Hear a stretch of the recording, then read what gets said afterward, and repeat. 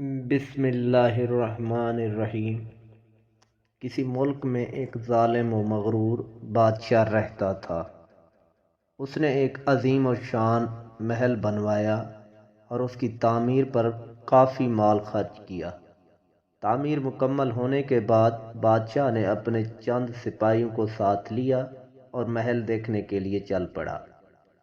اندر سے دیکھنے کے بعد اس نے محل کے ارد گرد چکر لگا کر بیرونی حصے کا معائنہ شروع کر دیا۔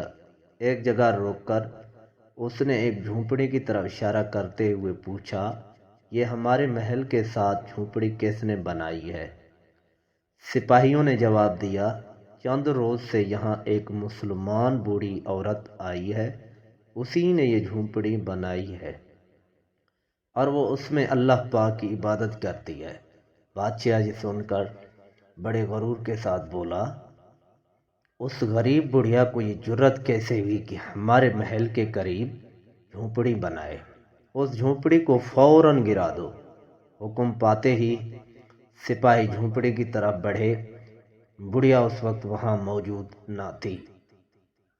سپاہیوں نے ان کے آن میں اس غریب بڑھیا کی جھونپڑی کو ملیا میٹ کر دیا۔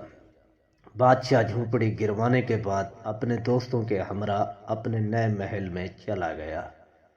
جب بڑھیا واپس آئی تو اپنی ٹوٹی ہوئی جھونپڑی کو دیکھ کر بڑی غمگین ہوئی، اور جب اسے معلوم ہوا کہ بادشاہ نے اس کی جھونپڑی گروائی ہے تو اس نے آسمان کی طرف نظر اٹھا کر اللہ پاک کی بارگاہ میں عرض کی، اے میرے اللہ پاک، پروردگار، جس وقت میری جھونپڑی توڑی جا رہی تھی میں موجود نہ تھی، لیکن میرے رحیم و کریم پروردگار، تو ہر چیز دیکھتا ہے، تیری قدرت تو ہر شے کو محیط ہے، تیرے ہوتے ہوئے تیری ایک عاجز بندی کی جھونپڑی توڑ دی گئی۔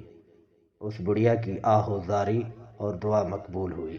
اللہ پاک نے حضرت جبرائیل علیہ السلام کو حکم دیا کہ اس پورے محل کو بادشاہ اور اس کے سپاہیوں سمیت تباہ و برباد کر دو۔